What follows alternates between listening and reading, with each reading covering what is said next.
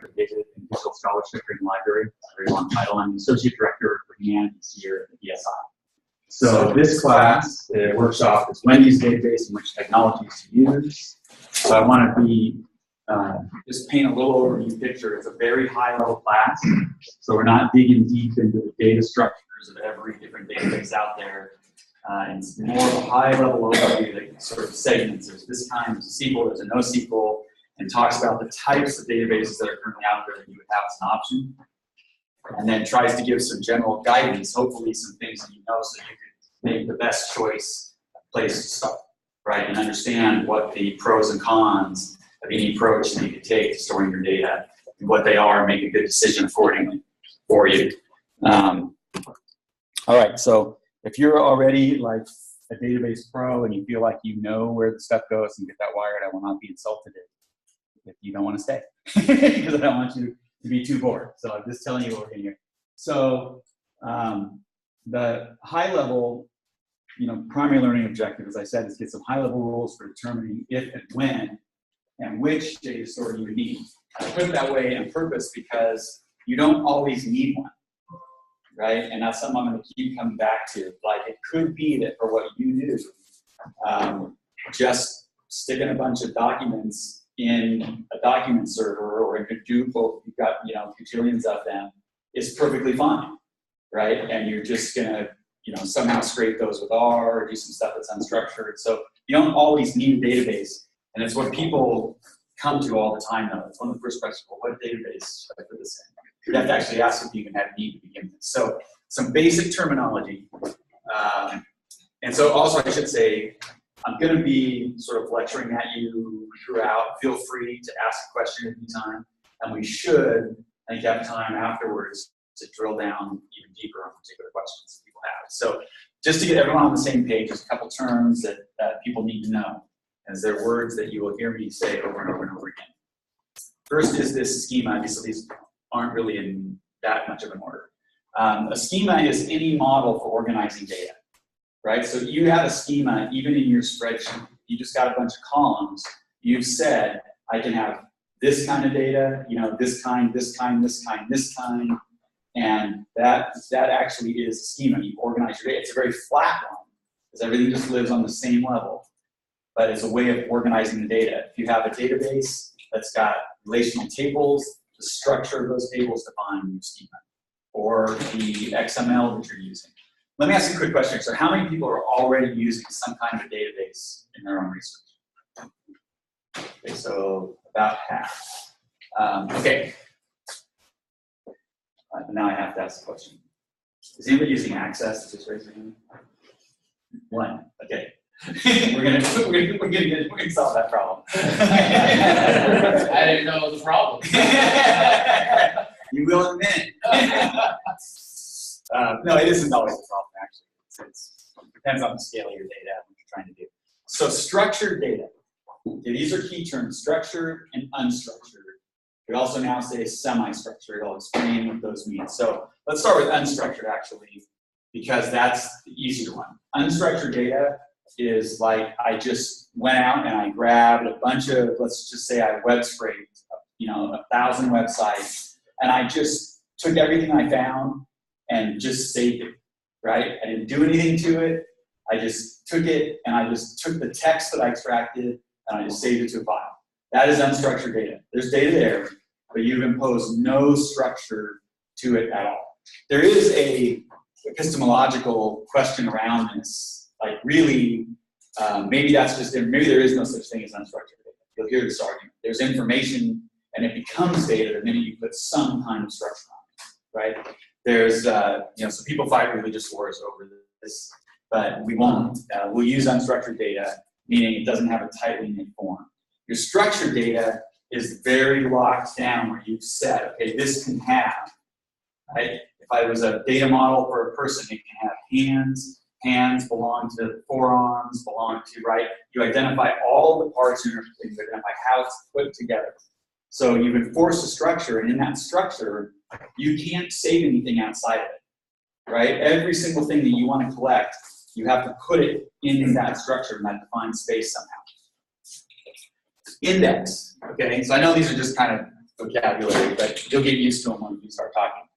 So an index, this is a crucial thing for almost any kind of data store, which is that most of the time you have what you see, which is the way that you enter data, you have the schema you design, right? And so let's say I have a list of users that have a name, last name, first name, a login, a date that's the last time they logged in, right? Very simple table. Most of these systems don't, if you search that and say, find Carl in that table, it doesn't go through and have to read every single one. It takes its own snapshot of your table that is ordered the way that you tell it to order. So in its own brain in the back, it has basically a duplicate table for your table that it is enforced an order on. That means you don't, when you insert something, you don't have to go find where the C's are and put it in the right place. You can just insert it into that table and it basically just goes at the bottom of the list. But in the index, when you do that, it's getting re-indexed so that now that's a nice alphabetical list. Does everybody understand that so far? Now here's the thing. There are like 1,000 different indexing methodologies you can use. And I'm not going to go into them in depth here. But the nature of the index and how these different applications index things has a lot to do with the speed, performance, and choices you would want to make going in. So we'll talk about that again at a high level. A transaction. This is a key term that I really need everybody to understand. The transaction is any request and response interaction. A transaction isn't done until something has come back. Now that comeback may not be any data, but let's say I insert something, I get back a yes, that succeeded, right? There's some complete path that was expected as the transaction. So the transaction isn't just the insert, it's it to what came back. It's a round trip. Dependency. Okay, so this one, if you have a piece of data that's independent, not dependent, if I'm looking at it in that table, I can see it, I know exactly what it is, right? So like my name is Carl, I see Carl, there's no dependency on that field, it just is. A dependency crops up when the interpretation of one piece of data depends on another piece of data that lives somewhere in the system, right? So I might have a list of names over here that has all names and an ID associated with each name. And in the table about me, I may just see number 23, right? I can't understand that unless I also have access to the other piece of data that's over there. So that's data dependency, which when we get to relational database, people are working with them, is a huge thing. And then normalization. Normalization is about what it sounds like. It's a way of taking a huge pile of data, or any size pile of data that you have, and you normalize is the word we use, you reduce it so that you're reducing the redundancy of the data, so that if I have like 6 Carls, as the example, I've repeated that word 6 times in my database. But if I had just a list of names and Carl, I can reduce 4 letters that have to be stored to the 1 ID number, right? And we do this a lot too because numbers are easier to search and index than text also. So we try to reduce efficiency so that you don't have a lot of repetition in the data itself. And also, in that process, there's a cleaning process because I might have CARL and KARL. And I might decide for my purposes, the spelling's not what matters, right? In this particular universe, I'm saying. So I would normalize those to just one of those spellings and link them all together. If all I need to know is how to say the person's name, let's say, right? Then I could normalize that. So it's basically a process of just simplifying your data and making it as compact and tight as you can. Okay, so basic terminology. Now here's some deeper ones that I want to introduce. They're grouped here for a reason, because this will become probably the major criteria, I would say, one of them in determining what kind of database you want to use. We're going to talk later about all the kinds of databases, but this thing that we call acid versus base, right, is one of the big, primary decision-making moments you're going to have. So we'll start with the acid side. Atomicity, okay, and very short, we say all or nothing, right? So when you're talking about things being atomic, what you're saying is that I can define a piece of data, or most importantly, a workflow of data, right? So let's say I run a query that I'm doing something where I put something in, then because I put something in a particular field, like I put a Carl that I've entered, it knows I have to go look up Carl in the names table, then I need to put the ID in where Carl's name was, right? That's several transactions that are happening, but we consider it atomic when you cannot touch something else during that process, right? It's the whole, I start my thing and I end my thing, and the system protects it from being interrupted, okay? So you cannot execute the thing and get halfway through. That's gonna come back down here too. Consistency. Any transaction will take the database from one consistent date to another. So here's how you can see these things built. So what that means is I can't, I have a snapshot of the database. Let's say I'm in my transaction, I've got 3 things that have to happen, right? If I let somebody query the database, and that query hits in the middle of that chain of 3 changes, now I actually have 2 databases, right? The person they've gotten half of the new information and half of the old information because it hasn't, not all of the tables that need to be updated for that transaction have been updated, right? So if absolute data integrity is your requirement, a system that doesn't have consistency is bad, right?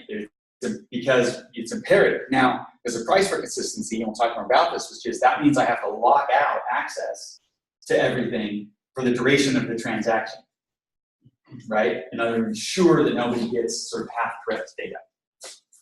Isolation, that's feeds on, so the other thing, no other operation can touch that while I'm doing my consistency check. And then durability is the ability to recover data in the event of a system failure, right? Now that doesn't mean like preservation in the sense that I kept a copy over here, and so my drives died, and I can put it up. It means, let's say I'm on a distributed file system, and I lose part of that connection, so only half my data got written, the power goes out, mid-transaction, the system needs to be able to bring itself back to a normalized state and a consistent state when the power comes back on. Cost of that means it has to keep a map. It has to know it all the time. It has to know exactly what its state is and what's being asked of it. So there's a lot of logging and other work that has to go on to maintain that. On the base side, we have basic availability, which means access to data at any time, right? This is antithetical to all of this, right? If I'm going to grant access to my data store at any time, that means I can't lock it out ever. So when you introduce this, it increases your uptime, means you can always get something back. You're not going to get a lag. But it also means you could get back kind of bad data, right? Sometimes we care, sometimes we don't. And so we'll talk about that. A soft state, the system of the state may change even without a query. Now that seems like a weird statement, but what we're basically saying is the system itself, let's say I had a distributed, again, let's say I was using Hadoop, right? I set this up, it's like a data living all over the place. And a whole bunch of processes have to happen on the Hadoop side and on whatever my database engine side is to manage the fact that I have these different data piles, right? Another example is things that are mirrored, right? So I've got Amazon, and I've got this database that millions and millions of people are hitting in a second. There's not just one copy of that database. They have multiples of them with multiple gateways that people are hitting, right?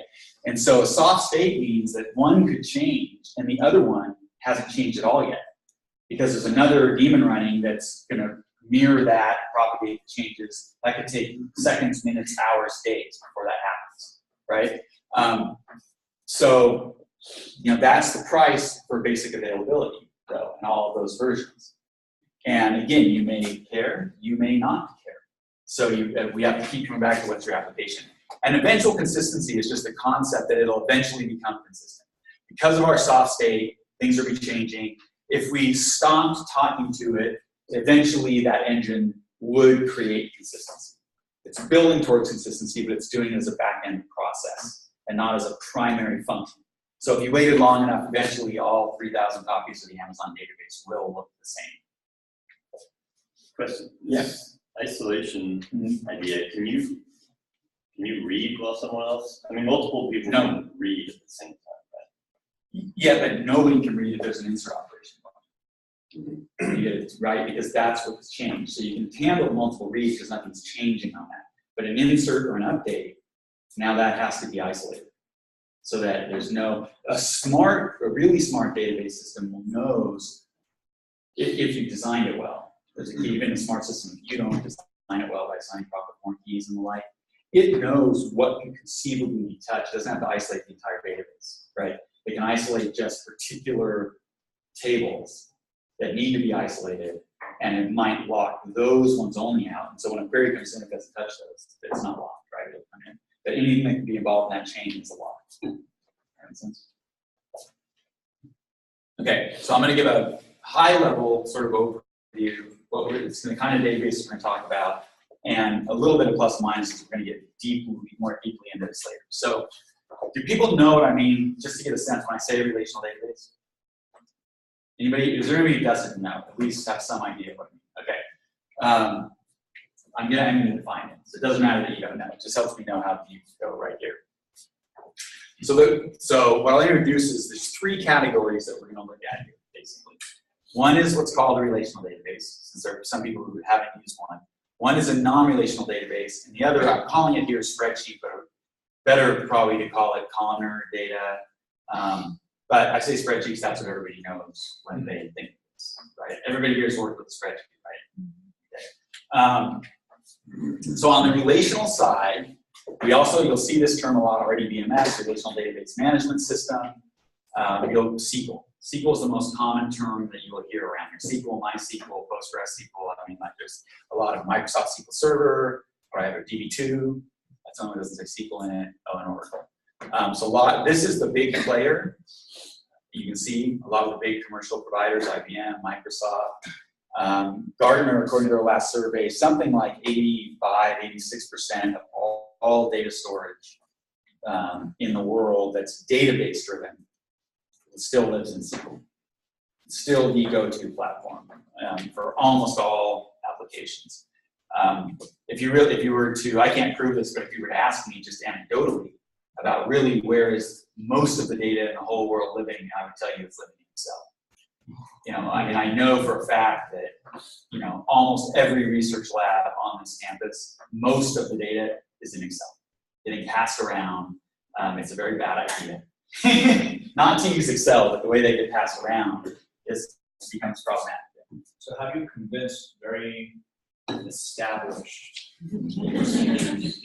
such as passing around an Excel spreadsheet? So we deal with this a lot. The best way, if you have time to convince them, is it usually doesn't take very long for you to find the two versions of the exact same thing, theoretically, that different data that two people work on. Eventually, in your lab meeting, will come up with the question, which version of that file are you working on? Right? That's the moment right there. To say, if we were not working in just spreadsheets on Box, we wouldn't have to be asking this question, right? So, as we start talking more about the relational databases themselves, I think I'll also give you more ammunition, right? That theoretically, you can cover why this really is better in a particular context. Okay, so mostly using enterprise scenarios and typo, the basis for web servable data. This part is kind of key here. So I want to emphasize that because increasingly in the world of data sharing, people want to like make their data available to others, log down certain kinds of queries that everyone wants to ask. As soon as you get in that web, delivered by web world, unless you are getting millions, and I mean millions of requests a day, some kind of SQL database is going to be the way to go. Because it's very structured, you've locked down the queries. That's the thing about it, like a web deliverable thing, right? You have defined the queries ahead of time. A user isn't getting to query your database. And so that means you can, all your queries match your database, you can index it appropriately to answer those questions. It'll be very fast and work well. What that also means, though, for everybody here, the bad news is people increasingly want to do this. That may not be a good solution for your analytics side, right? So you're probably going to, best case scenario for the user experience is that you're going to maintain two things. Where your analytic world, you're going to push stuff to that web service world. Massively parallel processing and online analytic processing. such as Teradata and Netezza. So anybody use these? Anybody in you do? Which one do you use? Teradata, yeah. So these are built on top of SQL, and they're designed, as the name implies, to give you more analytic ability on top of it, which isn't native really to the SQL engine itself. So these products here, these OLAP stuff, they're really kind of pushing more towards functionality you can get down here better, or even in a Columnar form, while still trying to maintain the benefits of the SQL. The non-relational database, yeah. Do they accomplish that just by adding extensions to the SQL language, or do they fundamentally store the data underneath in a different way? No, they're fundamentally storing the data in a very SQL-like relational way. Okay. But they have basically a whole set of, depending on which database you're using, the SQL stored procedures, Sure. or stored queries, Right. and other, like plug on top of functions. So they've just implemented new functions that you can Yes, apply. right. Okay. Which, so the question is, what does that mean in terms of performance? Right. Well, comes with scale, mostly, I think. But Yeah. I mean, because some of them now are, most databases are row access, right? So I mean, some of the high performance ones are doing row and columns, so Yeah. they used to be cells. So since that they try and do. They try to, yeah, but the point is that costs you more, right? Yeah. There's a performance cost there, right? So when you're starting to push past what it really wants to do, now you have a performance cost, which may make you say, yeah, I'm better off just going down here, right? Because your NoSQL options don't have those same limitations, right? They have other ones that we'll get to. But this is why it's choice, right? Where do you need it to be computationally most efficient? So the other thing on the SQL side, for example, if you're indexing properly, that's speeding up your query side when people are asking things of the database, but it slows down the inserts because it has to rebuild the index with every insert, right? So just even at that level, it's like, well, what am I doing most? Where do I need it to be fast? Non-relational databases, NoSQL. So just out of curiosity, who's here has heard the term NoSQL? Okay, so fair amount of people have heard it. So NoSQL actually stands for not only SQL, there is NoSQL. In fact, a lot of the most popular database NoSQL solutions out there are built on SQL. They still have SQL as a component because you can store, like if you're in Mongo, that's still a really good way to store the metadata about your true index and data store, right? So almost all of them are some hybrid, even if you think that you're in the land of NoSQL. You're probably not. So the popular ones that most people have heard of, MongoDB rules the universe with that. They're like 90% of all NoSQL databases are right there. DocumentDB, Cassandra. Cassandra's another big one. So if you've been in that world, you've probably heard of these as your options. We'll put all this slideshow and recording are going online, so you don't have to rush to write your product options down here right now. If you went to Wikipedia and looked up NoSQL, you get a list of at least 100 platforms, right? I probably wouldn't choose one that's not on this list. For reasons that they're obvious, some we'll talk about later. So they're usually grouped, and we're going to talk about each one of these groups as we move forward, into 4 categories. Key value stores, and I'm going to define each one of these: wide column stores, document stores, and graph stores. Okay. So NoSQL is a much more broad category because it really is a bunch of different approaches. That tells you something about the dominance of SQL, right? You just choose to actually call it in one of them just not only SQL, when really they're very different in terms of their advantages and disadvantages and what you want to do with them. And the last one is, again, our old friend, the spreadsheet, workhorse of the data world.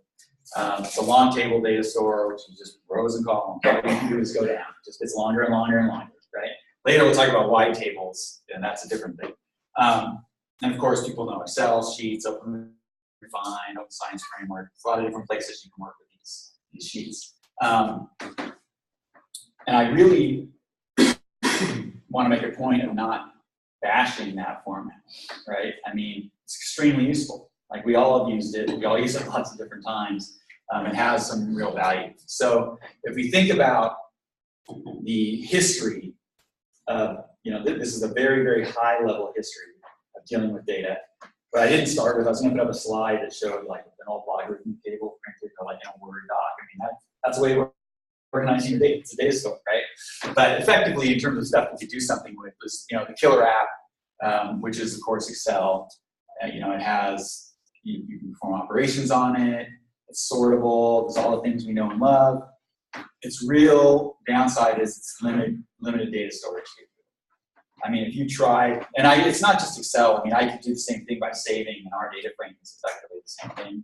It's columnar representation of data. Anybody who's tried to work with either of those, when you start putting millions of things into them, you hit go and you wait, and you wait. And if you're in like Excel, and you wait, and you wait, and a long time later, something pops up along with an error that says exceeded maximum row size, only showing you X number. Right?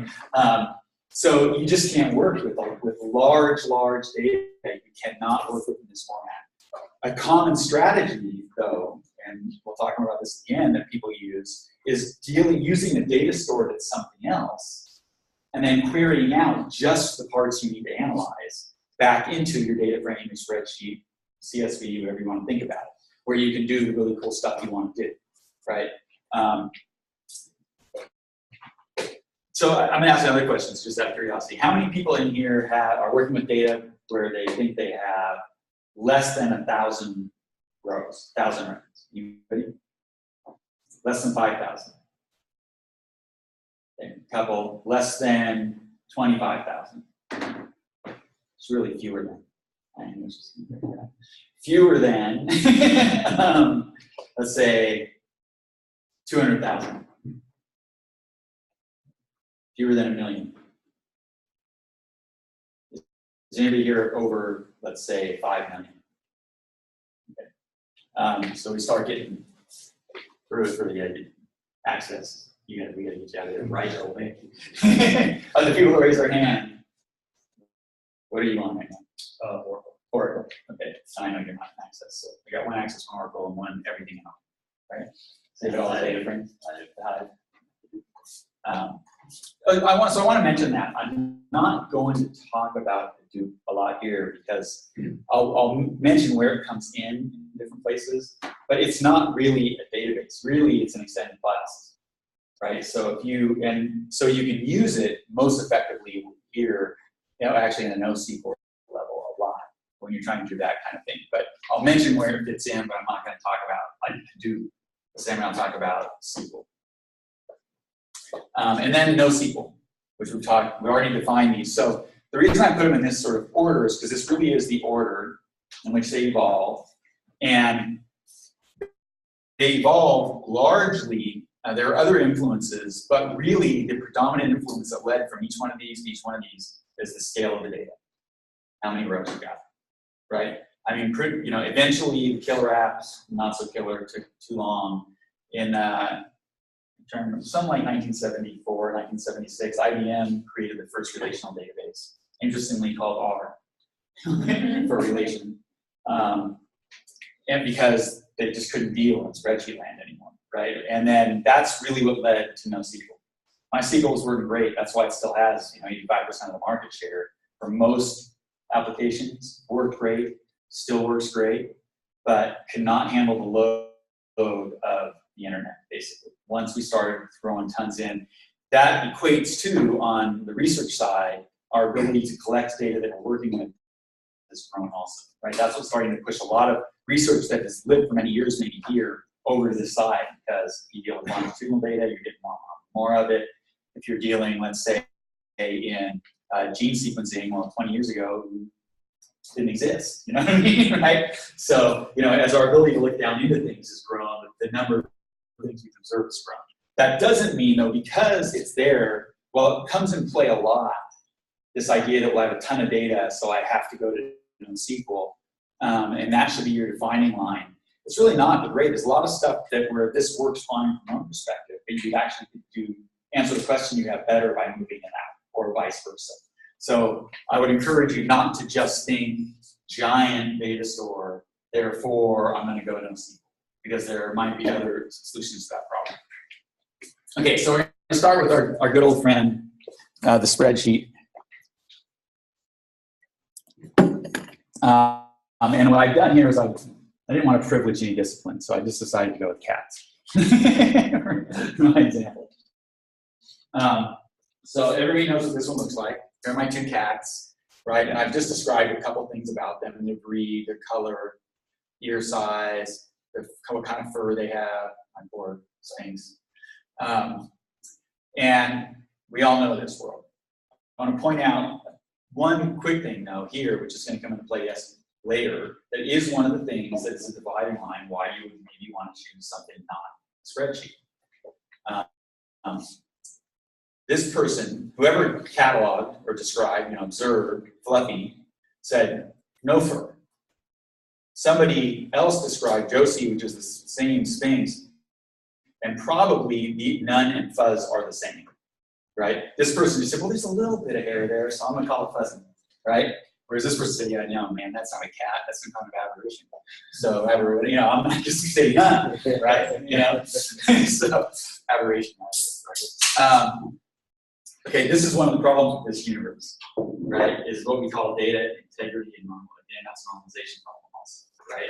Like if I ask, give me every cat that says none, then I don't get Josie.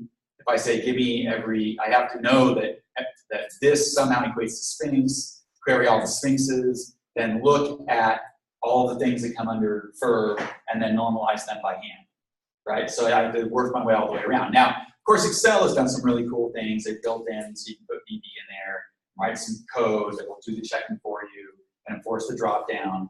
And that is all good, but that's actually happening computationally on the front end. It's not part of the database engine itself, and it's therefore less efficient, right? So the more stuff you get in, the slower that gets, and it doesn't work so well, right? So in all these cases, you'll see where the one group has started to do things to try to make it do the thing it doesn't do that the other side does. And I'll talk about NoSQL in a minute, so there's NoSQL, but there's computational load on that, right? So if you really want good normalized data where everything, fuzz is always fuzz, is always fuzz, I don't have a lot of repetition, then this is not the solution for you. If you don't care about that, and don't let people shame you for not caring that much about your normalization. It may not matter at all for what you're doing. And if that's the case, then this is great, And when someone says, oh, Excel, then you just say, laugh them off, right? But if they say no access, don't laugh them off. Okay, so Columnar data stores, as we said, they're very fast. There's no indexing that's happening in the background. There's nothing right there. So it's just super fast, in, out, boom. They calculate, you do things very quickly. They're easy because we all know how to use it. I mean, it's conceptually simple, rows and columns, but it's also something that everybody has used. So it's an easy default. That comes back to this question of how do you convince your PI, right, to move away from this. The reason they don't want to is because it's easy. They know how to do it. It's there. It's ubiquitous, right? Everybody else knows how to use it too. And so it's probably not going away, which means it's a good call in terms of stability of your data, having it somewhere where you can get to it. And we all recognize the GUI. And even now, like we'll say CSV, very few people, probably most of us work right in here, actually spend a lot of time just looking at the raw CSV and doing stuff with their data. Almost everybody opens it up in Excel, right? Or OpenGraph or whatever they do. And they look at it that way. So it offers simplistic, yes, but a very readable GUI that you can use, which makes it a good thing. Cons, scaling, normalization, and integrity. We talked about scaling normalization. Integrity is something a little bit different, so I'll introduce that concept here. Integrity, in its simplest form, is like that field is a text field and someone sticks a number in it, right? A numeric value. Well, there's a lot of calculations where that just won't fly. The worst case is everyone's supposed to be numbers, everyone puts in text, right? So you have no integrity over the data itself. What is the format of the underlying data? That is computationally problematic. When we get into the analytics that we want to do, which is why we all have the data, this is bad, right? And That's the other way you can show your PI, if you really need to convince them, is you go just find the one that isn't that. So you sort of search every column supposed to have numbers and find the one that's got a text string in it. And then you sit them down and you do math on that column. And it breaks. And you sort of show, okay, this is why this is bad. Because we have no control over the integrity of the data that's in it. I can't add 1 plus cat. What if they say it's up to you to fix it? That's not true. Okay, well, no, but see, now we're having a good conversation. You have to fix it. You say, well, look, I could invest, an hour of my day every day, depending on how size your data set, manually running queries, checking the integrity of the data, and solving that problem. Or I could invest whatever X number of hours right now to creating this whole thing over and put a good feeling on it. I mean, there is work involved, and from there on out, it will take care of itself, right? It'll ensure that either person putting it in gets an error and so over time, that will be cheaper for the PI. They will spend less money and less time doing that. And as someone, who is the PI in a lot of cases, it's the money that matters, right? If I can solve my problem and I can save money and I can do more, then that works. So the key there too, and we should talk more about this, your particular case, is finding a way to get to that solution that doesn't change the way that person thinks that she or he is working. It's not impossible. It's totally possible, right? We do it all the time, right? So you give someone to have their cake and eat it too, and all you have to do is migrating your backhand. You let that, old stodgy person continue to work the way they've always worked. You think it's good, and then you bring everybody else up on the new and better system at the same time. And so we do that actually quite frequently. We have to recreate an old school workflow over a new school data model because you just can't. And it's always because the graduate students and postdocs are like, we need to do this. And the guy's like, well, I've done it this way for 25 years. And it works great. So that's back to that easy problem. Right? This is easy. Yeah. Okay, relational data stores. Let me show my picture first. So if you haven't used relational database, this is the big mind shift for relational database. So here's my data here. Again, fluffy, Sphinx, tabby, large, none. It all lives on my nice long column, a wide column, a row.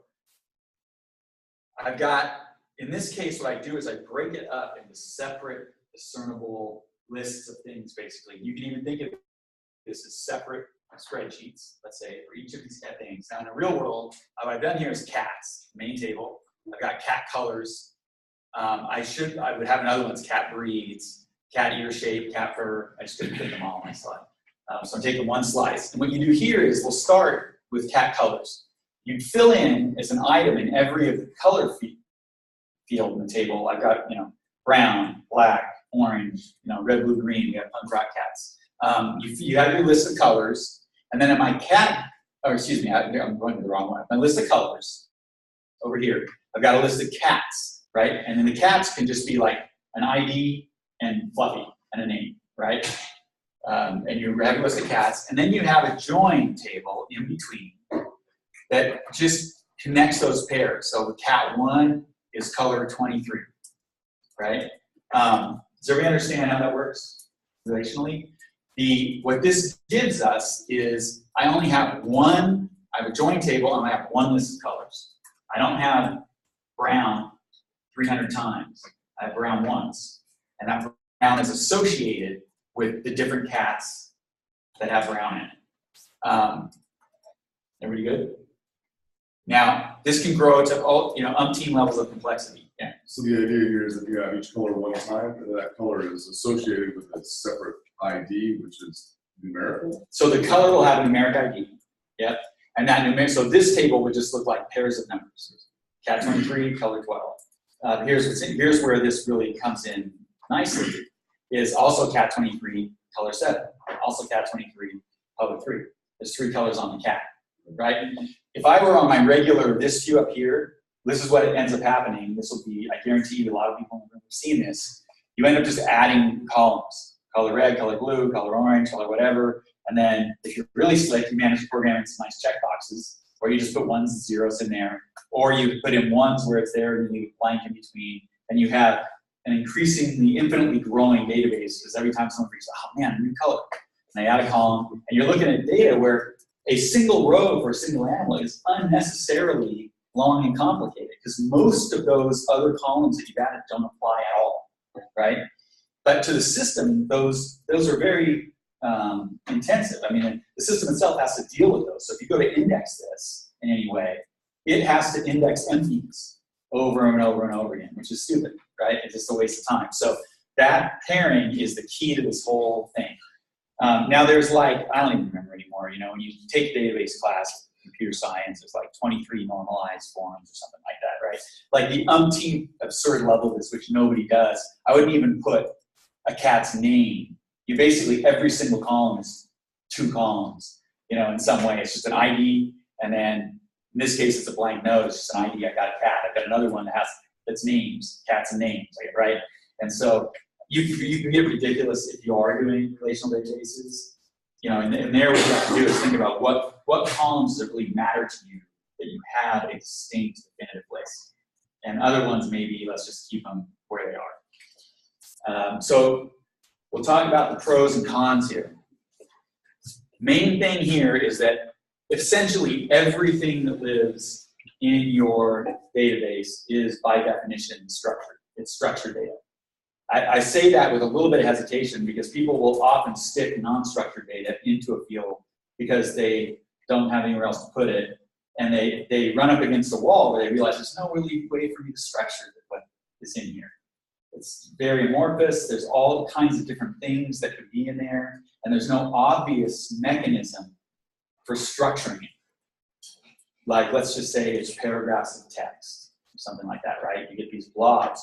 Well, you know, if you're doing that a lot, relational data store is maybe not your best answer, right? It's telling you something. It's basically saying your data doesn't fit well in a world where you're forced to put everything you know in a designated category, right?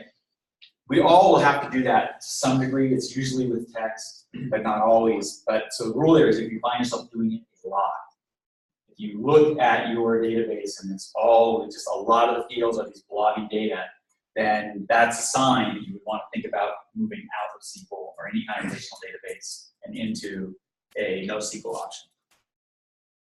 The big one here, which we talked about at the beginning, I defined this, but on our asset versus base, is that relational databases are all about the asset, right? This is their primary value and benefit, really, is that atomic, consistent, isolated, and durable, okay? It's an atomic process, okay, which means that every process that happens, whether it's writing 23 tables or asking back, there's a chain of queries. So let's say I have to query once to get a user ID, I have to query again to get the name, to query again to get the city they live in, right? That process is not done until all of those queries have been completed. So an atomic process is not a single query. Is everyone following me? It's really a data workflow of how you work through the data.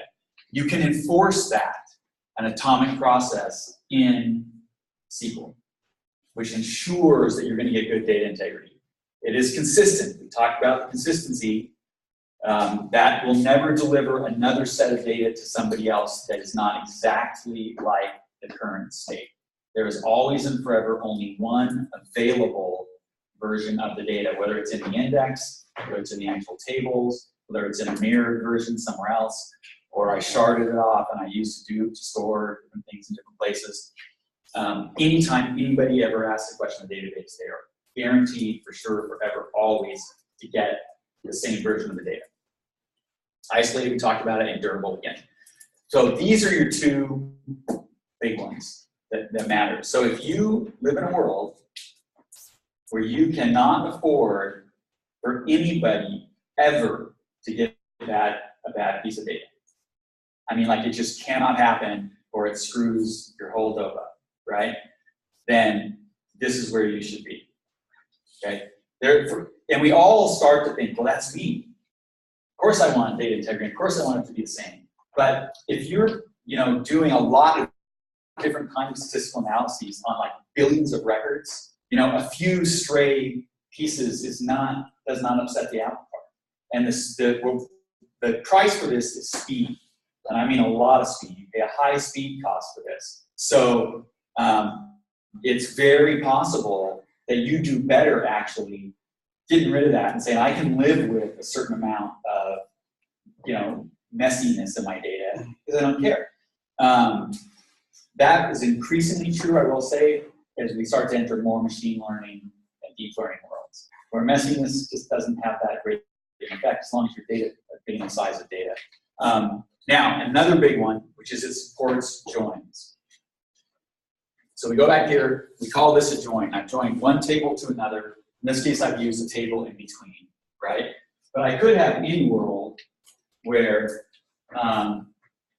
let's just say I have one pile of data here, and it's got one particular field.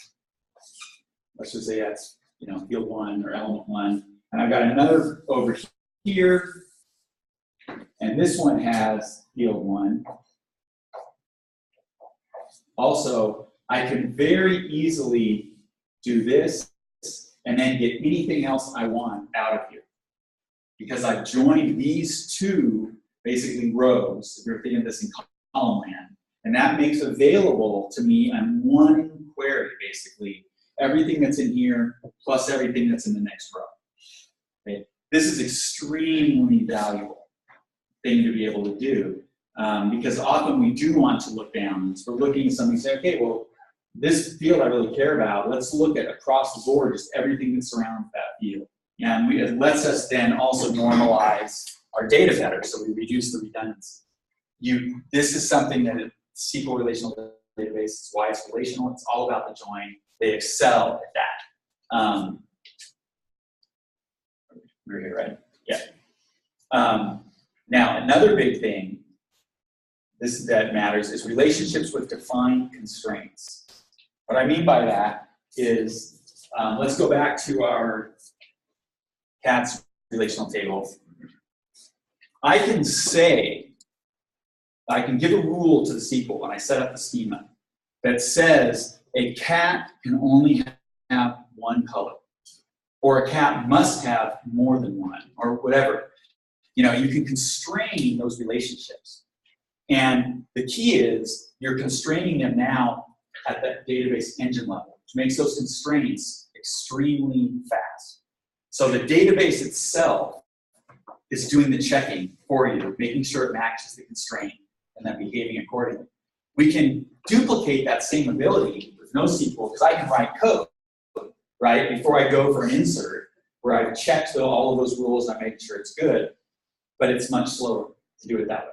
So enforcing a constrained relationship costs you quite a bit if you try to move to NoSQL. So if your universe is one that relies on a lot of joins, where you want to have tables that are about this and tables that are about that, and you're joining them up through some unique identifier, and you want those to be constrained, one to many, many to one, this is where you want to be. It will be way faster in the relational database because the database itself enforces the constraint. Built-in data integrity, okay, that's the same kind of thing. If you're in your Microsoft Excel world, or the equivalent, you can go up and define the value of a cell and say this has to be currency or this has to be that. Really, you're just applying a mask. They've just done the programming for you, but on the top is checking that. And often, it's actually has no meaningful difference in how it's actually stored, right, on the file system itself. In a relational database, you can tell it exactly what kind of field this is. Like this is a text field, you have this many characters. Typically you don't give it characters, you tell it how many bytes it can take up, but same. This is, and it can be it has to be a natural number. It has to be on or off. It has to be whatever a decimal, it can only have 20 decimal spaces, right? You can set all that ahead of time. And when you do that, it becomes very much faster when you're trying to put stuff in than the mask in Microsoft, or if you're working in R or something else where you have to program all of those yourself. And so it does a much better job of making sure you don't put garbage into the system, right? It's all of that checking is built right into it. And as much as I just said, sometimes you don't care if someone gets something out, bad or not. Garbage in the system is bad because you can never recover it, right? If there was a quarter-second lag between an update and someone ran a query, we got a few bad fields, but we're mining lanes of records, doesn't really matter that much. But you as a researcher want to be able to go back and know, like, okay, really what was the value here, right? You want your data at the raw level to be clean, and SQL will do that better. Limitless indexing, which is a theoretical limit, you can set, so you can just not say, it's a multiple sort, right? Index this on last name, first name, date. You can construct any kind of index you want to do. Each one of those becomes, in the back end, another table. So when a person runs a search, it matches all of those fields, it goes there instead of your regular table. You can do this limited, or limitless, with the caveat though, like I will just say right now I have a process that is this conversion process running, and it is taking about, I'm gonna say 8 to 10 seconds per transaction, because there's so many indexes, there's a ton of data, and there's a lot of indexing. It's just like you hit this wall where it just starts to go down. So they'll claim limitless if you can set them up, but you're gonna have this performance. Strong query language, everybody uses SQL. You know, there's slight variations. It's out there, it's not going anywhere. You can count on it working the same next year as it does this year. This is worth a lot.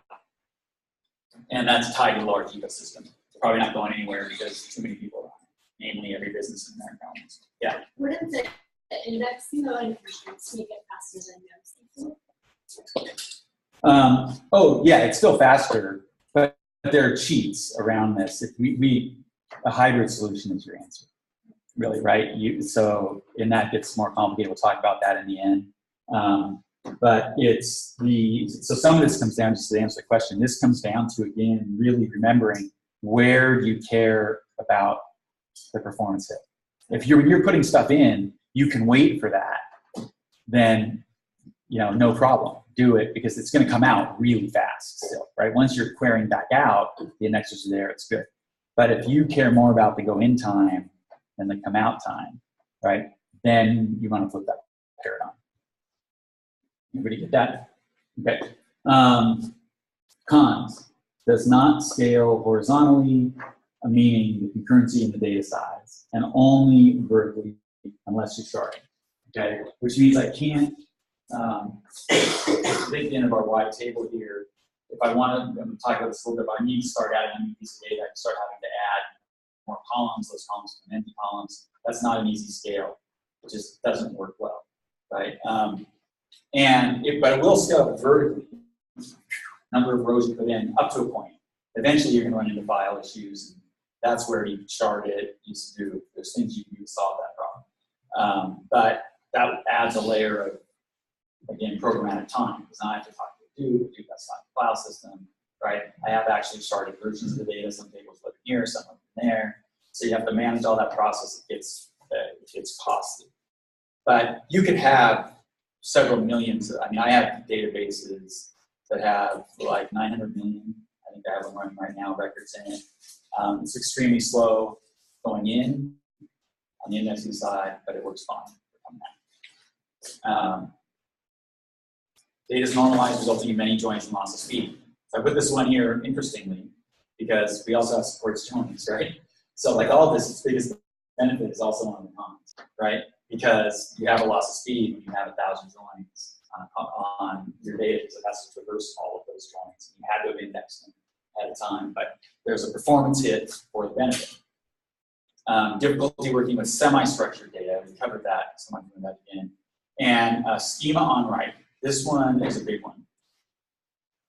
I have to define the data model, and I do that up front for anybody to put stuff into the database, right? So it has to already exist in order for stuff to go in. When we turn to NoSQL, this is going to be one of the big game changers, is that that's no longer the case. You don't have to go in and predefine your whole schema and fill the database that way. You can just add fields on the fly, basically. We'll talk more about that. It's much more flexible in terms of the data model. It can handle an evolving data model just fine. The relational database does not like that at all. So if you have a data set where what you're collecting is changing a lot, either because you've decided to look at more things, or let's say you have multiple labs, multiple people working the same observation point, different teams. Say you've all collected data around some plant, but you're doing different kinds of research, but now you want to be able to connect all that data together. SQL is going to freak out about that. NoSQL doesn't care. As long as there's some way to just identify this plant as that plant, just add data. Well, yes. Would be able to dynamically shape itself? Yeah. This is the big we need to learn. That's the set, right? So I'll just use that to turn into the non-relational then, which again, sometimes I'll say non-relational, sometimes I'll say NoSQL. So the pros here, what's our time? When are we at? Okay. Pros are here. I'm going to go over these in general really quickly, and then we're going to talk about each kind, and we'll look specifically at what that means. But the basic pros are that it'll work with semi-structured data. People do a lot in JSON and XML if you do a lot of that stuff. It's structured, but you can have a lot of unstructured stuff going on between the structure, right? This is where this shines, right? It can treat that structure and represent it and know it, but at the same time, it's really easy to do operations on the unstructured stuff that lives in there. So let's say I wanted to I pulled in a ton of text. So in the text world, there's something called TEI. It's an XML for representing text. But let's think your HTML. You've got a header and you've got a body, right? A NoSQL knows header body, right? But you can say, give me all the bodies and then do some text binding on them, right? Which is an unstructured form of data analysis. So the fact that you can mix those works well. It'll scale. It has a high consistency, but not as good as SQL. But you can do pretty high data consistency. And it'll take a lot of volume. Random reads and writes, which means that remember now we're on the base side, which means you can just throw reads and writes at it. It's not going to ever lock you out, but you might get some bad stuff, right, in between. Massive data stores. Okay, this is why NoSQL was invented. NoSQL was really invented because of the internet. And suddenly, we just had huge amounts of data, huge numbers of queries hitting them, and the NoSQL was designed to handle that. So it very consciously gave up. It had to do something to get that advantage, and what it did is it gave up all the consistency, the fixity checking, things like that you get in the database. Here's that schema-free, schema on read, right? We call it schema on read even though it's true on write too. But you don't have to predefine the schema for this, basically. And we'll talk about how that happens in a little bit. It supports documents with different fields. This is tied to that. So I can have data one person collected about something that says certain things about it, somebody else who collected data on the same thing and says other things, and NoSQL doesn't care. That just all becomes part of the data about that thing, right? It's very, very useful cross collaboration where you need to bring everything into play. If that lab is doing something different and stuff, doing something different. High availability because you don't get locked out, basically always on. Simplicity of design because you're basically not designing, right? You don't have to spend months coming up with a perfect data model. You can tweak it and it's flexible. And it has, it's very fast because there are no joins. I say that hesitantly. You can force a join, but you have to do it programmatically. It's not fast, right? So that's going to come into play again looking at your data set. You need joins, you need that. The cons, it's on the base side. So we give up a lot of our data integrity. It's on. We don't know for sure unless we handle it programmatically. Limited support, data seen on live, limited amount of all this. We talked about most of them. I will talk about weak SQL. The reason there is because it's a very emerging marketplace here. I mean, we're just getting more and more players coming online here. Like anything that comes online, you don't get your normalization, right? It took SQL itself. There were, like I said, it started in the 70s. In the 80s and 90s, there were like 26 different versions of what a SQL query should look like, all being called SQL. Then by the time you get to the 90s, it was Oracle, Microsoft, and then the open source SQL. And now almost identical across your sequence. So that will eventually happen here, but we're just not there yet. Right now, every single engine that's a NoSQL engine basically has its own way that you need to talk to it. So the simplest kind of a NoSQL is just what we call key value pairs. Imagine this as one gigantic, long table with an ID field, column, and 2 columns, right? And all it's doing is just like ID, let's see, Josie breathes things, Josie color tabby, boom, boom, boom. It's just running down. So it's taking your original data and it's flipping it into something like this, right? So you can see right away it's creating a lot of redundancy to some degree. But most importantly, it's just the 2 values. And you could do this forever.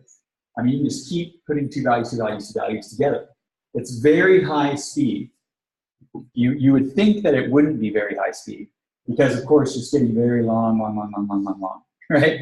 But it turns out it's very fast to just process these bigrams, essentially, of values, these key value pairs.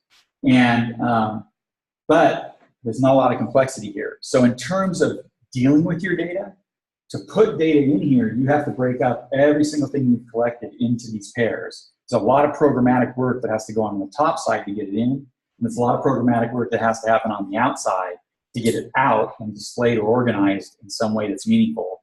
So you don't have to read, okay, has this element, then this element has this key and this value. I mean, it's just, but the fact is you could say every single thing in the universe you ever wanted to say by stringing together key value pairs, right? I mean, it can happen.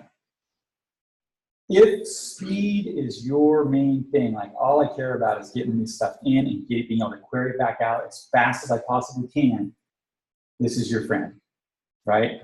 So if you're just basically collecting huge amounts of data, or you have a sensor that you could, configure the stream that comes out of it sufficiently, this would be a good call for just storing the raw data, right, that's coming in. And then what you're going to do is query out of that into a more structured world to answer your research question.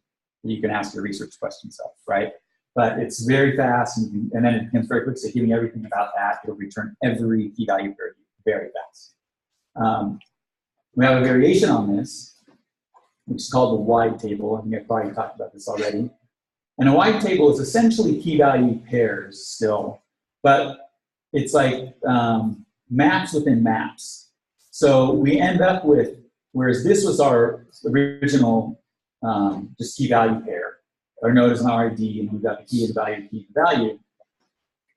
In a wide table, what we're allowed to do is have other top level nodes. So I'm calling them families here, right? So I might say family is 26, and that family has its own key values that would fall into it, and it says something about it itself. And then in my wide table, I can say, okay, it has this belongs to my breed Sphinx key value pair belongs to this family, right? That allows not a join the way you could in a SQL database, but allows me very quickly to look at my one row here and go, okay, I've got this family 26. I know this belongs to that. Let's just go grab everything else that belongs to 26 and see what that information looks like. Because 26 may have a key, it itself could have a key value pair that's, I don't know, it says like originated in Africa or whatever, right? I might want to know.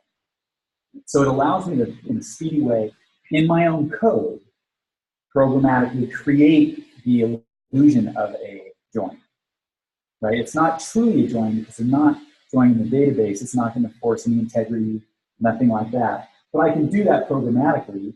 And again, so it's a sort of hybrid space. Everybody follow me on this? You're just basically adding one column that you have to add for each key value pair. And that's faster than if I had to look up breed here, right? Breed things and then get the number just computationally. A little bit faster.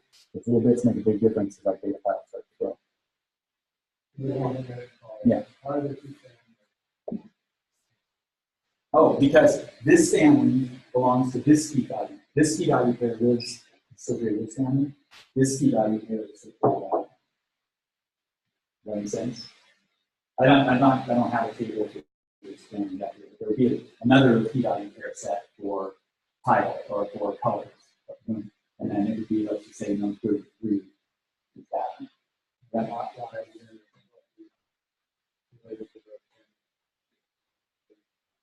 because it would be fluffy would relate to family 26 because it has a 3 that's a series, right? And this is my family 26 over here. And if I had another table, it was the colors table, it would relate to 33 over there because it's color static, right? It looks a lot like a join, right? And I could find that out anyway, because I could just say, okay, color tab, in this case, Sphinx, go find your Sphinx. And I know it's this, and I can find the information related to that, right? Putting out here just speeds things up a lot with query time. So it's a bit of a hack, really, but it works. It saves a lot of time on query. It's slower on the way in, right? Because I have to enforce those relationships and make sure that they're correct when I go in. I could just go, if I were in a really purely relational world, like not a wide table world, just relational database, I just wouldn't have any of this. I just have like 26, 33, right? And I just go do the lookups, right, and see what those are. But for a key value pair universe, that's now computationally very slow, right? So this exists only because it's faster, right? It's a little bit sloppy and it's a little bit redundant, but it's faster. But it's not as sloppy and redundant as your spreadsheet approach. You know what I mean? Does that make sense?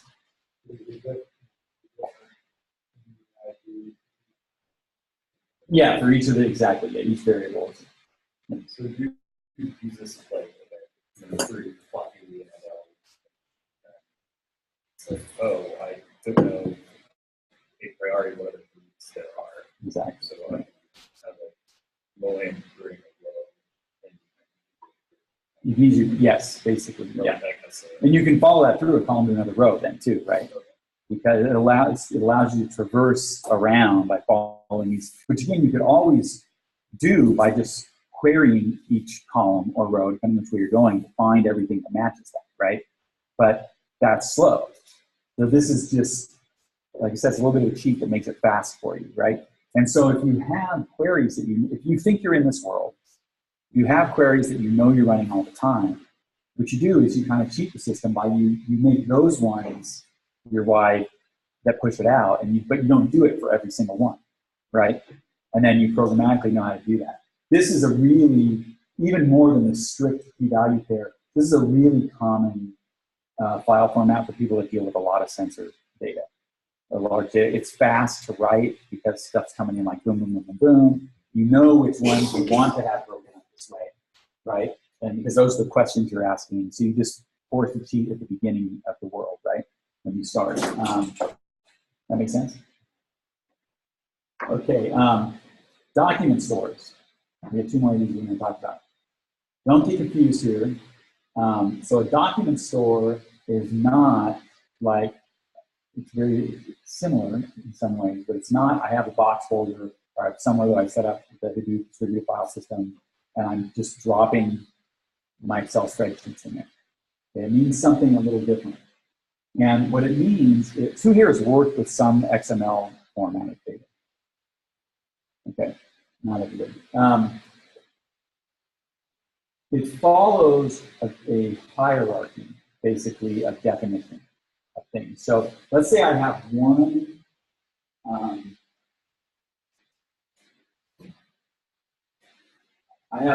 live in a world where I have nested fields. So I'll try to use, let's say, this is going to be very deep course and high level. Let's say I've got a country, what the data is S&P got from a country, and then within the country, I've got, let's just say, a region. Within a region, I've got plot, some area, right? And then I have the things that I've collected from within there. Let's just even say then I have a thing, which is the observable thing, and I have all the properties that belong to that. Okay? In this universe, this structure really matters. It informs the data itself, right? So I need to enforce that in my database. I want to maintain this hierarchy because I want to know very quickly where does this plot belong, how this goes, because that is crucial to my overall customer endeavor. So if you have hierarchical data, there's a variety of ways to represent that based on XML.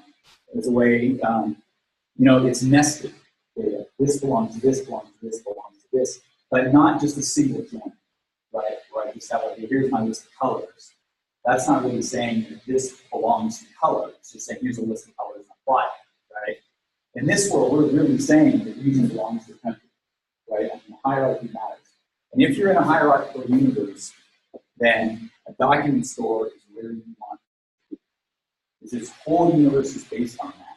The way it indexes is it indexes in this hierarchical way. It takes all of your data and it maintains an indexes for all the countries and all the things that can belong to the country and all the plots that can belong to the region, right? And that's the way the index works. So when you're searching, it can just very quickly list the levels and put it back out, right? In some ways, this is the easiest one to know where you belong. Because most people know whether it is hierarchical, right? It's pretty clear to you. And if it is, for the most part, this is a good way to go. That assumes that your thing of your question is hierarchical, right? You may be getting data that comes to you in a hierarchical fashion because that's the way it got collected, but you don't care at all about the hierarchy for what you're doing for your research, right? You found it online somewhere, shared it or whatever, right?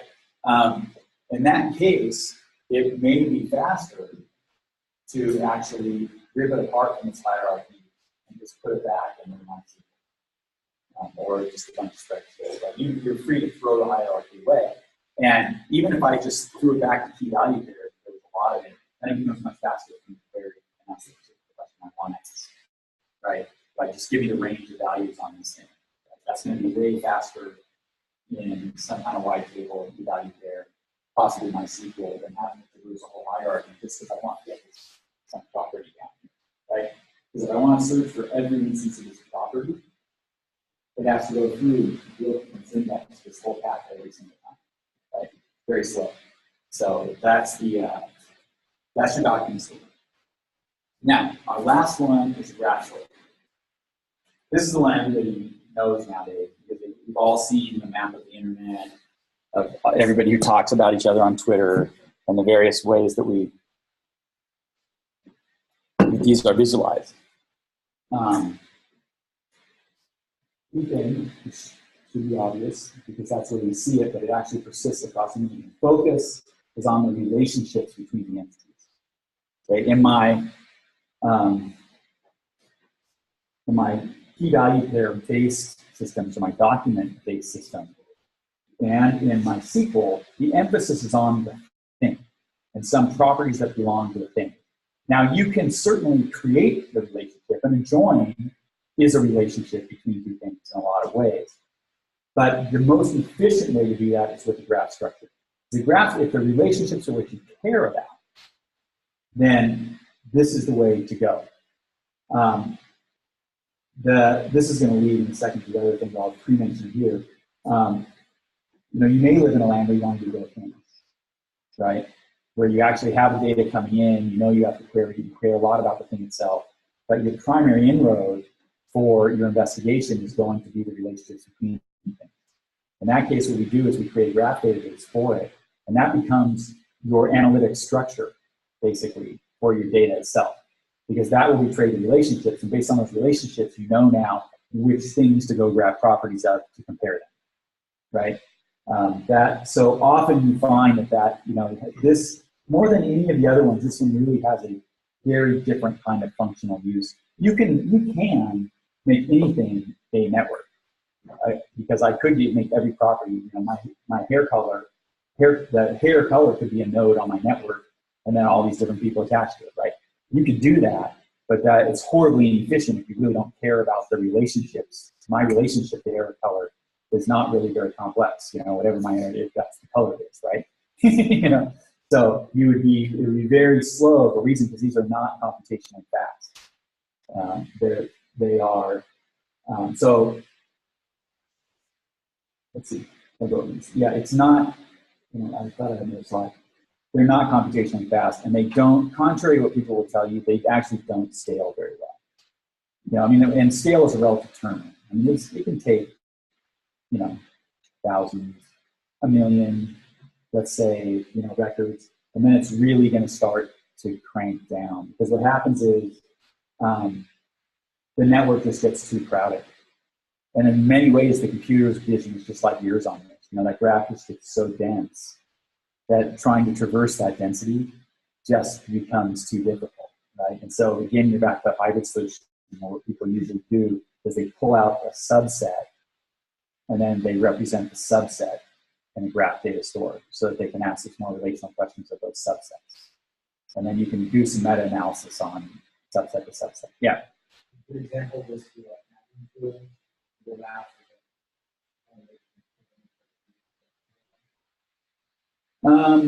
Yes, you could do that with this because it will. That one's actually interesting because when it's like a graph of graphs, is actually what's sort of happening there. Because what they do to speed that up is they have an abstract set of relationships you can possibly have, right? And sort of vectors where things can go, and then they actually are storing like where something lives and dies within a certain range of that. And then they're almost got database on top of the database on top of the database, which makes it very fast for their delivery, because what they can do right away is the very first you load that highest level view, like kind of northeast, and it's right, it's heading that direction. And then while you're already starting to look at it, it's doing the other math, and it's getting better, and it's getting better, and it's getting better, right? So but it definitely, because graphs can be directional, right, is what helps you out with this. Okay, let's talk about use cases for NoSQL.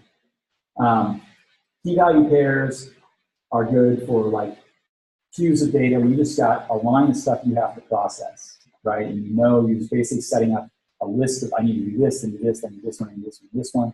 Very fast, you just add things to the end of the queue, and then you process the thing on the other end, just pulls it out. So like, yeah, do this one now, do this one now, do this one now, do this one now, right? Because the write time is like nil. It writes so quickly. So when you have, this is where traversing and just always sending more, that is good. But it's not, well, when I used to like comment with that. For caching data, it's really good, and it's super fast to write, super fast to read out. So if I have some kind of system, like typically, we think web-based, even a desktop app that relies on caching some stuff in the back end that you can use over and over again. This makes a very, very fast way to store that and pull it back out. And again, because caches aren't that large, right? So they're never traversing too many of these at a time, getting in and out. They work really well for rapidly changing data, because to change any single piece of data is very quick. I just go, that's the one, replace it, done. Doesn't have to follow any hierarchy, doesn't have to do look at anything else. All it cares about is seek and destroy. Find that one, change it, right? Add a new one, done. No fixity checking, there's no integrity checking, there's nothing. You just do it. So blob data. So I used that word before. Blob data is just giant unstructured chunks of text. So if you just know, like, I've got a paragraph, that chunk of text, or I've got, let's say, a note, whatever, like a comment, or that is a big chunk of text. And what I'm really going to do is apply analytic methods to those that are not about structured data, pull it out in text mine or whatever, do some main entity extraction, that type of thing. Then your move there is to just write those to the key value system. Because all you care about is it's stored, and somehow I can ask it, give me every introduction, give me every comment, right, that kind of thing. Wide column, good to large and frequent writes. Again, here what I would say is, so I'll try to make this a little bit real, maybe you can make an analysis. The key value store is like really good for Twitter stuff, right? It's very small blob. You have very little data of any kind that's associated with it. So storing it there is really good. But depending on the question I'm going to ask, it also could be a graph database, right? Because if what I really care about isn't the content of the tweets so much, you usually do, but the primary thing that I'm looking at the relationships between the people and network, then I would go graph. Wide column is really good for people that deal with things that are collecting data very rapidly all the time. So typically we think sensors there. You have sensor data that's coming in, it's coming in somewhere and it has to get written somewhere, this is a really good place to go. A lot of systems, mostly what they do is they write it, the system itself writes it out to a CSV or a spreadsheet. That's the usual sort of mode here. And so the answer there is you rip that apart, and you just have another script and just, boom, boom, just throws it in a white column. And it's setting it up for you to ask the questions you want to ask of it. Real-time random query, again, it's a little bit redundant because of those extra columns, but that makes it very fast for real-time querying. Again, someone may be real-time querying and not getting exactly accurate data in every instance because it could be mid-write when someone makes that query. Sorry, so time series and sensor. Document stores, flexible schemas, I'll read them all. Dynamic queries, defined indexes, and architecture. So document stores are great if you have a ton of data that isn't already coming like the sensor data just in this very regularized fashion. Document store is a great place to put all that data because it gives you a very fast inroad and access to that. It gives you some strong flexibility in queries because you can ask about particular nodes. It can reverse that hierarchy and move down. You can define indexes on most of these. So you can tell it up front, I care more about this node to this node to that node. I want to skip, let's say, my region. You can define an index and run that process, and it will index it that way, which will let you jump that step and just find every region that belongs to the country. That's it. If you do that, though, it's going to slow down your write time. But you can do it. And again, the dynamic, flexible schema, that is what really drives people to this more than anything, is that flexible schema. Most of us live in a world now where I will say a lot of the time we recognize that our view of the universe today is probably not going to be our view of the universe tomorrow. That halfway through, I have some grant and said I was going to collect 20 million pieces of data about a thing, and it is inevitable. Halfway through, you decide, I need to be looking at this other thing too. Or that one thing is really these two things, right? And you change your mind. That is not a problem in the document store model. You just add the new one, and you can actually define a relationship between old ones and new ones. There's another entry in there, even in the system, right? So it's, the schema gets created on the fly, just based on the data you give it. That is an intense amount of flexibility. The downside of that is there could be people, if you have a huge team, who just refuse to get with the program and start adding fields. I actually had this happen. I call it sabotage coding or guerrilla coding, where I had a guy who just did not believe that the coding system he had set up was good enough, and very purposely, everything that he worked on, he just invented another field and split the things up, right? Which if we had been in a database, would have just killed us. Would have been so much work to unwind. Once I noticed it happened, it just basically took me, I just added that one thing to the database, literally one line in this thing that said this is that, and well, it was two because he had two things, and this is that. And vector and both back the same thing, problem solved, right? My comments in that still say Giles fix. But so the flexibility is the key, and then again, the graphs. If network is your thing, then the network, that is where you want to be. So having just gone through all of that about the databases, now I'm going to jump to the real question, which is the other. We talked about a lot of the technical reasons why, the size, this kind of data, what it looks like. But the big question is, why do you think you need a database? Right? I mean, and it pays to really, it seems obvious. Well, of course you need a database. I need somewhere to put my data, right? But a very viable solution in a lot of cases is to take every one of those Excel spreadsheets and just stick them on Box and have a very simple database, or even just another spreadsheet that just tracks where they are, right? And that could be fine. In my world, like I do a lot of NLP stuff, I don't ever put that stuff hardly in a database. I want to qualify myself. When you get all the text, you throw it in things, so they just live in Box, or Git is what I put a lot of it too. You have a comment there, and it works fine. It's all there. All my code can just read that out, do what I want to do with it, no problem. So you may, in fact, not really need a database. You may be fine working in Excel, but but you might. But it sounds like you're not. So know that And the biggest part of knowing that is knowing what your research question is, right? It's what do you need to ask of this data? What kind of questions are you going to ask it? If you're going to be regularly asking a very structured question about a ton of different data, then a very structured database is your answer to that, right? Because it's apples to apples. If you want to ask mostly structured questions, but you also have some data fields that are very amorphous and blobby, and you need to apply some other kind of analysis to that, then probably a NoSQL solution is your answer, because it'll allow you to have both of those at some computational cost to each one. And then we cover the graphing a lot. Here's what we call the CAP theorem. And the CAP theorem basically says that it is impossible to have consistency, availability, and partitioning all at the same time. In other words, everything that you think you could conceivably want in your perfect world is I want it to be super fast at querying on my structured data. I want to be able to index and make sense of plain text.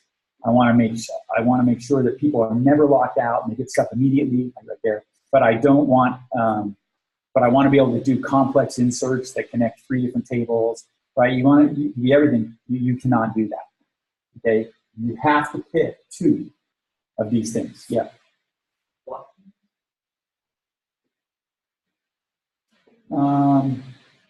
Yeah, it's still not going to get that. There's a lot of computational load, if you think about it, in that process, right? About a blockchain. Everybody here know what blockchain is? It was invented, I mean, basically, and like everything in the world has a prehistory, but it basically was invented for crypto, monies, and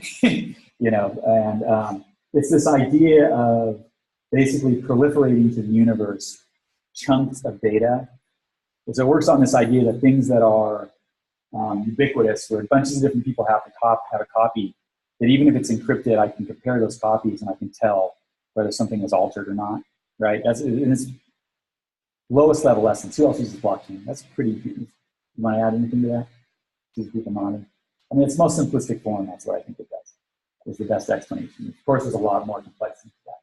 But you still have to put parts together in your blockchain chain, right? And so that's where you're going to lose. You have good availability, but you don't get fast partitioning. You lose response time in your partitioning. You really do.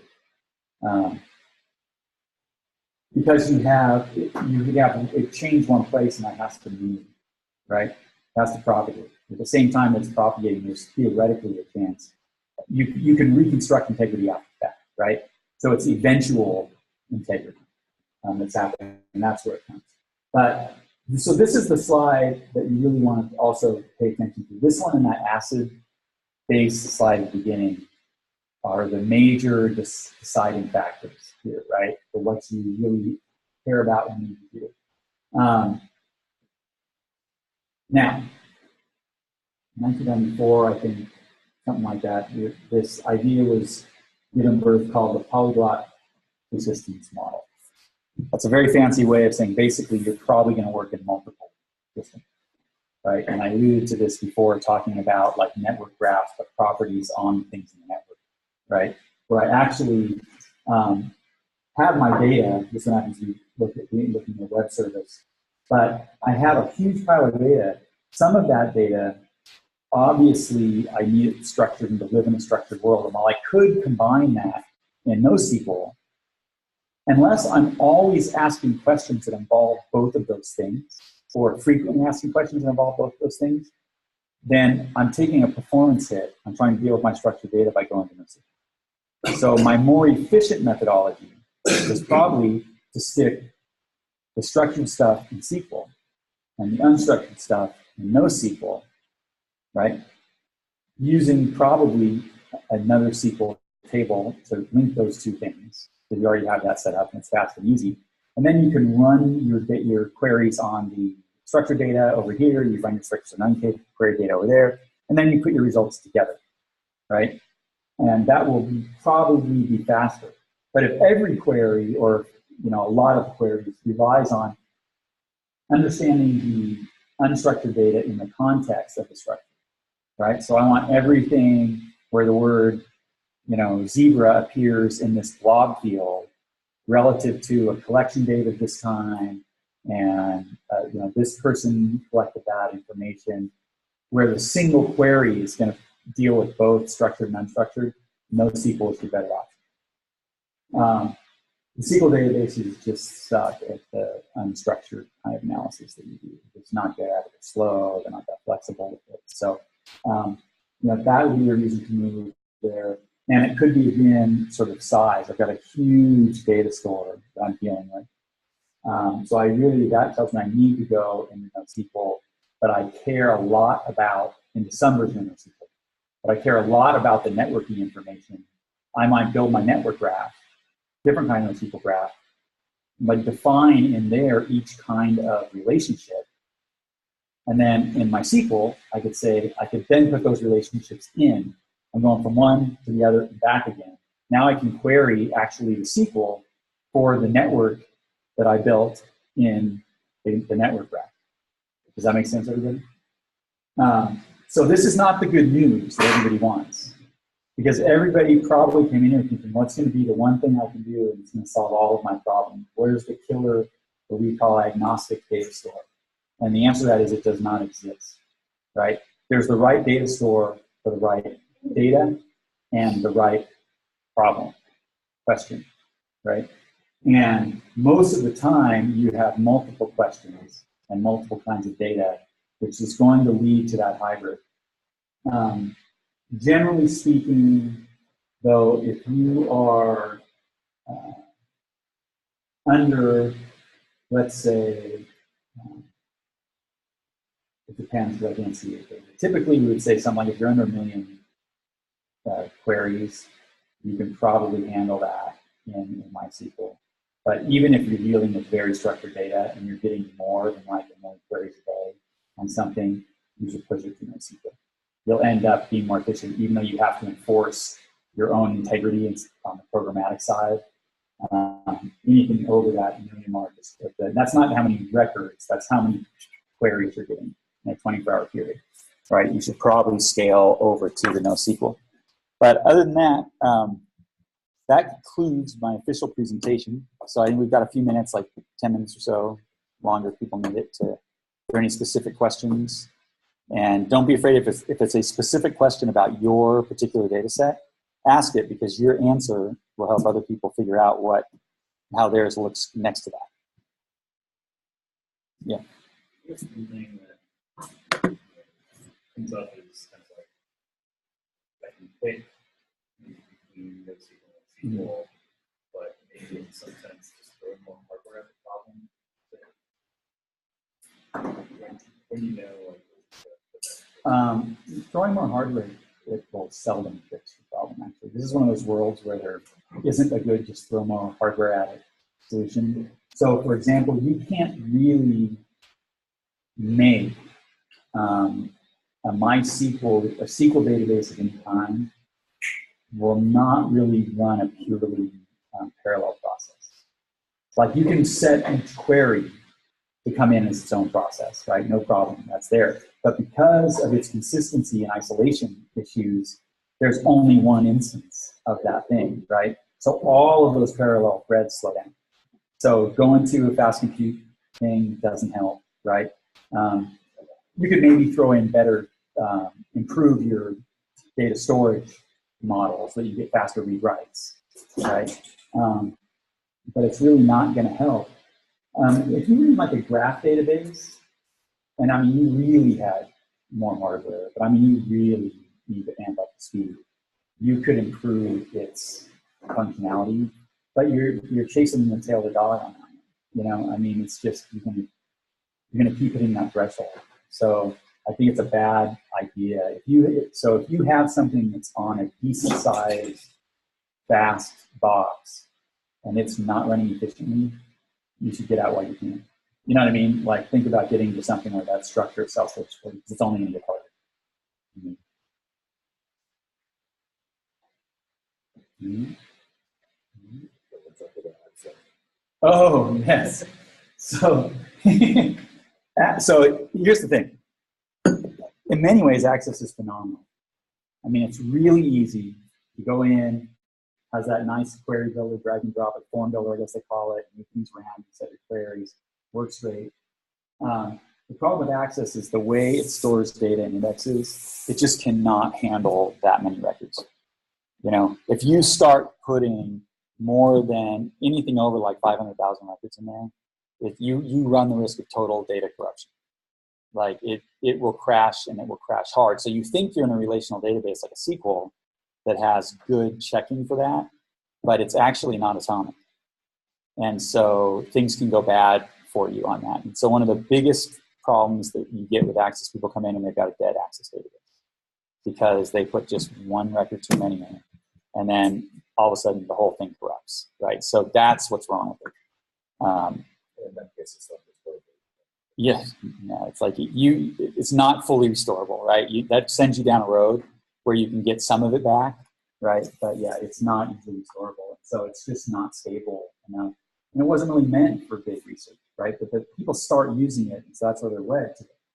The thing is that people don't realize, you could switch over to MySQL or any version of the SQL, and there's now, I mean, a host of open source and for pay windowing little GUIs you can put on top of it that work exactly like Access, right? They'll let you drag and drop. It's just like the form builder. I mean, it gives you all that same functionality, but with something that is going to protect your data and keep, make sure that you maintain your integrity and you don't lose it. So that's why usually we try to pull people off that. If you're collecting any amount of data, you just want to move over to that world. And it runs as a server. Most of them too, not all of them, but if you run as a server, that's better for team, right? When you have multiple people working on the same data, because you can all be hitting the server, querying it. You have to institute some protocols there to make sure you're not overwriting each other. Well, what typically happens in Access is people pass the file around, right? And so when people pass the file around, then you end up there with these sort of versioning problems. Well, now I don't know which, I put something in, then I gave it to you, you put something in, now it went there, right? And so it disappears that way. And even though you actually can force the issue running as a server, although Microsoft would want you to get to Microsoft SQL, right, which solves this problem. It's, again, because it's not truly atomic, that I can be writing something here and the system doesn't yet know it's written in, and someone's doing it effectively. They beat me by 2 seconds, right? And so that one goes in, and mine gets denied, but I don't know it got denied. I think it got written, right? And so that's, odds very slim that happens for most of us. If you got a team of 4 or 5, but not impossible. But so it could happen, and you start adding more people than that, the odds go up and up and up that you're going to get this kind of thing. Or you actually had executed yours earlier, but you had to go through 6 hops on the internet, before it got there, and the other person just happened to be sitting, right over on the hub or something, and they just beat you there. And so that's the issue there. But the primary thing with it is just the stability. There's too many people lose data when they're in it. And so you start pushing on the records, and you should really think about getting out of it. Yep. Or just a question about terminology. If I have a set of CSV files and I have keys that link all those CSV files, would I legitimately call that a relational database? Or in order to call them in a relational database, it also has to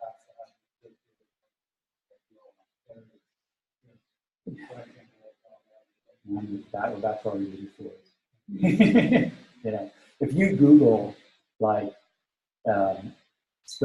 database or something like that, the whole first 3 pages will be people ranting that spreadsheet is not a database, right? And in some ways, I do actually agree with that to some degree, because you do that even through sheets, right? I have one sheet, and it will let you do all this. So this is the thing I'm not actually accessing the data to itself, but I have my own set of queries. Right. You just said the key thing, then, right?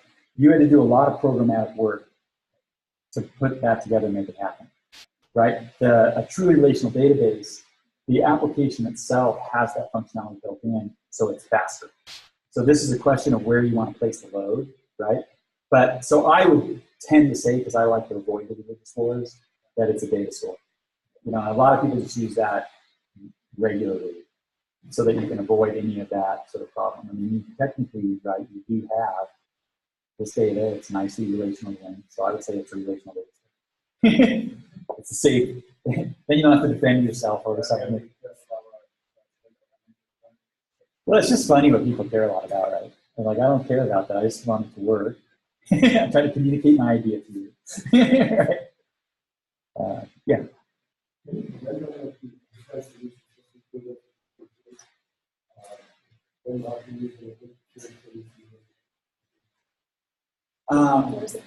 Whether the question was about enterprise solutions, that, you know, open source or the commercial options that are there. You know, I have yet myself seen something that doesn't involve, you know, billions of records where there's a reason to go out of the open source world. That's the honest answer.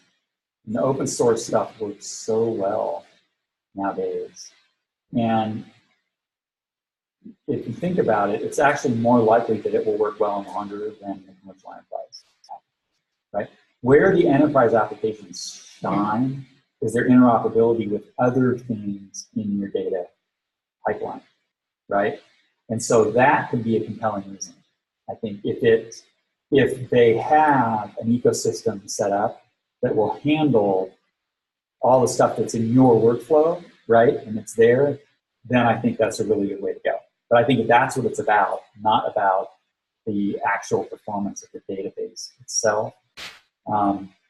They also will, like Oracle, I don't know because I haven't tried to do it with Microsoft, but like Oracle will shard a lot more cleanly so that I can distribute my data across multiple systems. So when you start getting into higher levels of complexity, essentially I think is where you would want it to go there. But for almost everything that we do on this campus, you can do it just as well with the for free version.